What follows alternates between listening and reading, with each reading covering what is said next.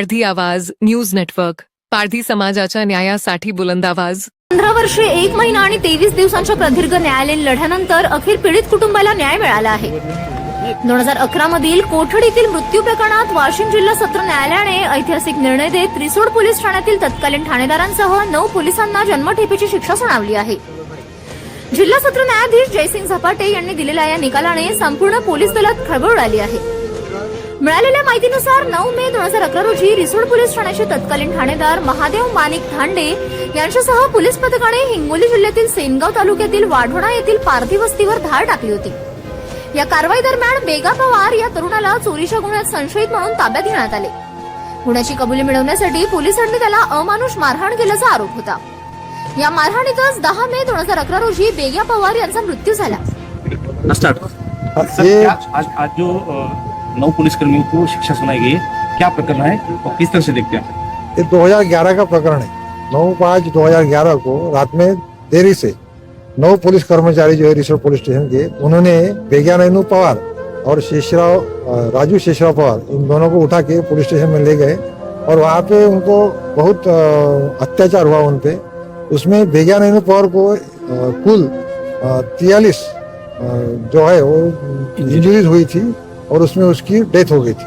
उसके बाद में ये प्रकरण सीआईडी ने इसका पूरा जो है इन्वेस्टिगेशन करके चार्जशीट 2011 में सादर किया और यहाँ के 17 जिला न्यायाधीश जो है जेपी झपाटे साहब, उन्होंने इसमें 9 पुलिसकर्मी जो थे उनको जन्मठेप की शिक्षा इम्पोज की है और इसके साथ साथ में 4 पुलिसकर्मियों के ऊपर एट्रोसिटी के सेक्शन के अंतर्गत में उनको शिक्षा दी। 17 खटला क्रमांक स्पेशल एट्रोसिटी 31/2011 या सत्र खटल्यामध्ये माननीय अतिरिक्त सत्र न्यायाधीश यांनी निकाल पारित करून 9 पोलीस पर्सनल 9 आरोपींना जन्मठेपेची शिक्षा सुनावलेली आहे। सदर खटल्याचे कामकाज सरकारी वकील श्री काळू साहेब यांनी पाहिलेले आहे आणि या सत्र खटल्यातील निकालामुळे समाजामध्ये एक चांगला मेसेज गेलेला आहे की अंतिम घटकापर्यंत जो न्याय पोहोचतो त्याचं हे उत्तम उदाहरण आहे। सर नेमकं प्रकरण काय विचारू होती आपण, नेमकं साहेब काय प्रकरण होतं? त्याच्यामध्ये असं घटना घडली होती की 9/5/2011 पारधी समाज जो वाढवण्या गावामध्ये राहत होता, सेनगाव तालुका, या ठिकाणी रिसोड पोलीस स्टेशनचे पोलीस जे होते ते गेले आणि रात्री 3:30 वाजता म्हणजे 10/5/11 पहाटे घरातून बेगा नैनू पवार आणि शेतामधून राजू शेषराव पवार या दोघांना त्यांनी उचलून पोलीस स्टेशनला नेलं आणि त्या ठिकाणी अमानुष मारहाण केली।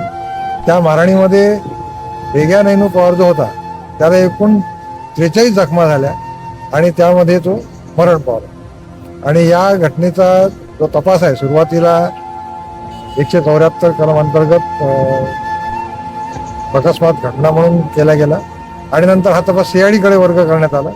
सीआयडीने त्याचा तपास पूर्ण करून 2011 मध्ये चार्जशीट फाईल केली आणि त्याच्यानंतर संपूर्ण तपासाच्या प्रमाणे एकूण 47 साक्षीदार या प्रकरणात तपासण्यात आले। 47 साक्षीदारांचा तपास झाल्यानंतर युक्तिवाद दोन्ही पक्षांचा ऐकल्यानंतर माननीय जेपी झपाटे अतिरिक्त सत्र न्यायालय वाशिम यांनी या प्रकरणात 9 जे आरोपी होते त्या 9 आरोपींना जन्मठेपेची शिक्षा सुनावली आहे आणि त्यांच्यावरती कलमा लावल्या होत्या।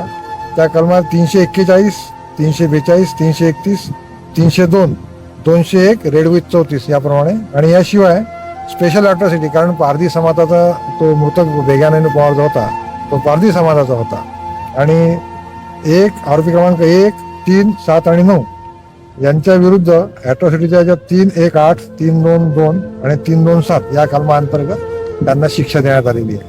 आणि समाजामध्ये या शिक्षेमुळे एक चांगला संदेश गेलेला आहे की समाजातील जे अंतिम घटक आहेत त्यांना देखील न्याय मिळू शकतो आणि अशा प्रकारचं उत्तम उदाहरण वाशिम जिल्ह्यातील अतिरिक्त सत्र न्यायालयाने आपल्या समोर ठेवलेलं आहे। सर 9 आरोपी हे पोलीस कर्मचारी? हो, 9 पण आरोपी जे आहेत ते पोलीस कर्मचारी आहे। आरोपी क्रमांक 1 जे आहेत हे त्या रिसोड पोलीस ठाण्याचे PI होते, ठाणेदार होते। ओके।